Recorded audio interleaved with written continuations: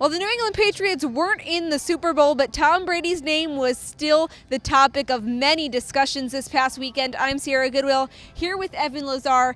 And the reason why Brady was brought up so many times is because there were reports that surfaced that the New England Patriots were willing to pay upwards of $30 million in order to keep Brady in Foxborough. Were you surprised? Are you buying those reports? Well, I think there's two things that we have to kind of bring up here. The first thing is that I don't think that Tom Brady is demanding $30 million a year. I don't think that this is a number that he's putting out there. The Patriots are putting this number out there to tell the fans and to tell the team that we're going to do whatever it takes to keep Tom Brady here in New England. So if he leaves, he's leaving on his own merit. Right, this is PR spin by the New England Patriots, by Bill Belichick, by Bob Kraft, to say, hey, we're willing to fork over the cash for Tom Brady to stay here in New England. If he ends up going elsewhere, that's on him. That was not on us. And one thing that was consistent in all the reports was that Tom Brady is making it an absolute priority that if the Patriots or wherever he lands need to make it a top priority to get him some serious offensive threats. Well, and that's kind of the conundrum here is if the Patriots are going to have to fork over $30 million a year,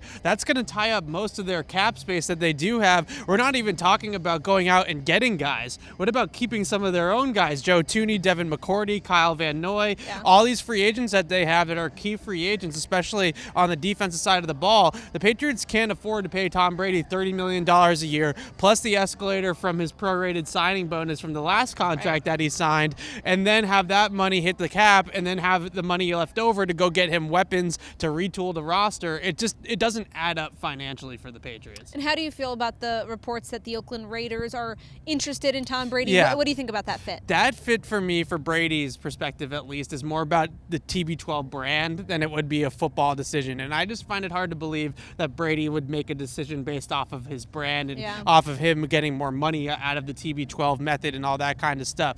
Two big obstacles I see in Oakland. One, that 31st ranked DVOA defense is not getting any better anytime soon. The second one is, I think actually the biggest one though, is that John Gruden is a West Coast system guy. That is his bread and butter. It has been his entire football career. That goes all the way back to the 80s with his father and other guys in the NFL, Mike Shanahan, that type of crew, Joe Gibbs.